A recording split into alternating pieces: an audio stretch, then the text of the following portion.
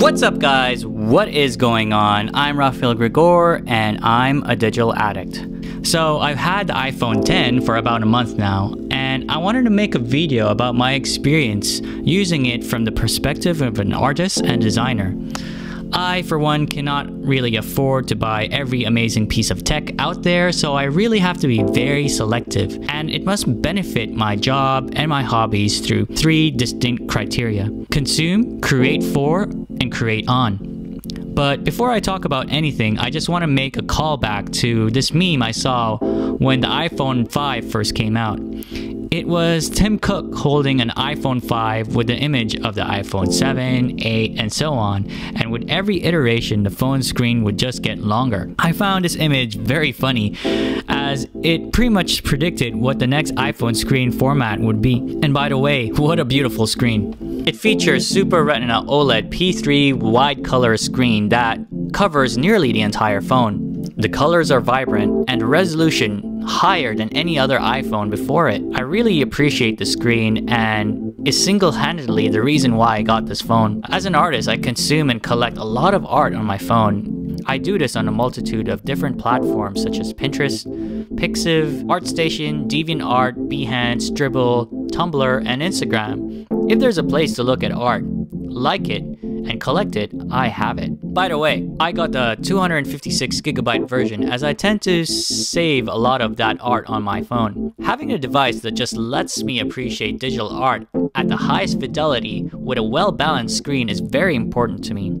As an artist, this is more than enough to justify its price. Sure, there are cheaper phones out there that feature high-resolution, vibrant screens, but this phone's balance has gotten me smitten. Other things I like to consume are comic books and playing video games. If you've ever read comics from Webtoon, they feature mobile-friendly comics where you can scroll up, which I think is the comic format of the future. As for video games, I've been playing a lot of Sonic Forces, Animal Crossing, and Monument 2. If there is a game to really show off that beautiful screen, it's Monument 2. The blacks just disappear into the edges of the screen, something that few phones can pull off this elegantly. The swipe up multitasking feature is probably the best thing to help me consume content efficiently. I constantly swipe up between apps like a pro, going into the camera app, photos app, and all my favorite art apps. I find it far more intuitive than double pressing a home button. I actually find it far more efficient than doing a 4-finger swipe on an iPad, or even side-by-side multitasking for that matter. It's just that good. Double pressing always felt a little disconnected from the screen experience. The swipe up feature just lets me get into a flow that I've never experienced before. I think this is why I enjoy the new interface a lot. I have to learn how to use it, and in turn I end up mastering it. Just for reference, to perform the seamless multitasking wave, you have to do a sort of swipe wave in the direction you want to. I find this movement far more intuitive than the default swipe up and hold, because swiping up is the natural way for you to interact with the iPhone 10. Now, saying that, there are a few negatives about this phone when talking about consuming content. This phone's heavy. The weight really got to me, and I know a lot of tech reviewers love the weight because it made the phone feel expensive, but I didn't like it. It was distracting and made holding the phone difficult. But I eventually got used to it, though I am very sensitive to weight, and this is something you should consider if you are far more sensitive than I am. Now, continuing on with negatives on consuming content, I want to talk about Face ID. Face ID is great when I'm sitting or standing, but when I'm lying in bed, that's a completely different story. You see, Face ID needs you to have the phone a certain distance to work. I like having my phone very close to my face as I lie on my pillow. So to fix this, whenever I unlock the phone, I just lift my arm a certain distance and then lift my head off the pillow to verify a successful Face ID unlock. I think it's a combination of things. My face is partially covered and smushed by a pillow, changing the appearance of my face. I've had mixed experiences doing anything in bed, actually, as gravity tends to change my facial features. It's kind of similar to how you look kind of different whenever you take a selfie first thing in the morning while you're in bed, and you kind of look a little bit uglier. And I think the iPhone 10 thinks so too. Also, a PSA, if you've ever dropped your phone on your face while lying down, remember, this phone is much heavier than previous iPhones. You've been warned. Continuing my criticism of Face ID, well, I'm not a big fan of the user interface when there's a failed attempt at recognizing your face. With Touch ID, if you fail, you can just tap again until you get it right. A failed attempt with Face ID will force you to input the passcode.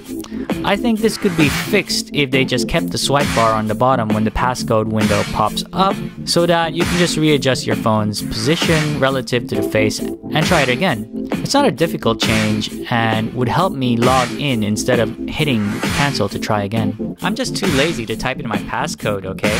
Now, I know I'm highly critical of Face ID, but to be honest, I love it. It just has so much potential to be better, and every problem I've listed, I can either get used to, or Apple can fix it with software updates.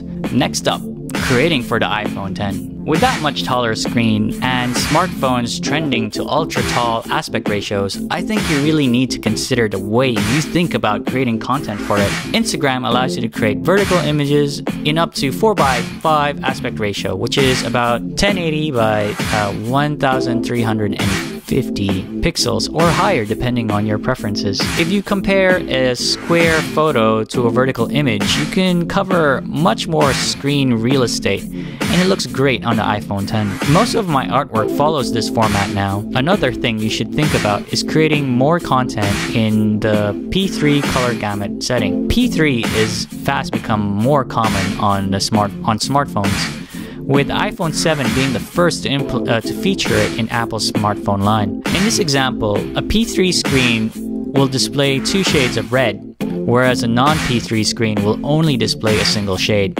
If you want to test your screen, go hit the link in the description.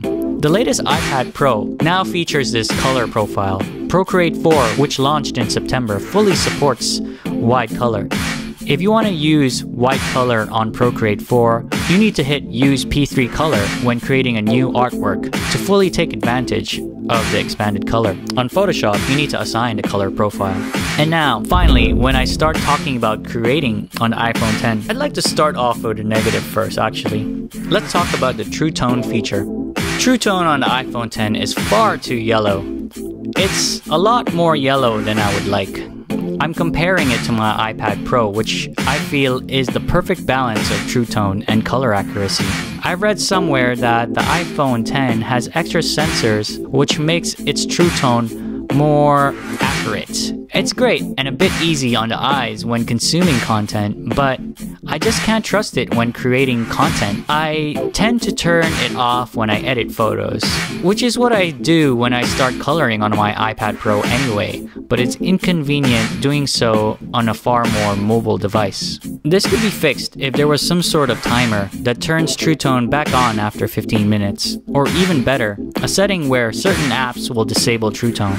Now, with the negatives out of the way, let's talk about creating content on the iPhone X. It's probably the best experience I've ever had, honestly. Apps move so fast, it's almost seamless.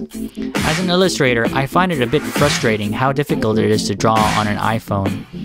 I know that Procreate has a pocket version of their app, but I don't really enjoy drawing with my fingers. Luckily, if you need to scratch that illustrating itch, there's this app I love called .pic, which lets you create pixel art pretty much in the same way you would use a mouse. I haven't used it much as I want to sketch out something before going to .pic, but as an illustrator, this app is my favorite way to start illustrating on an iPhone. Editing photos on this phone is amazing. A lot of new apps now let you edit within the Photos app. Filmborn and Polar will edit the photo you select without creating a duplicate photo in your camera roll.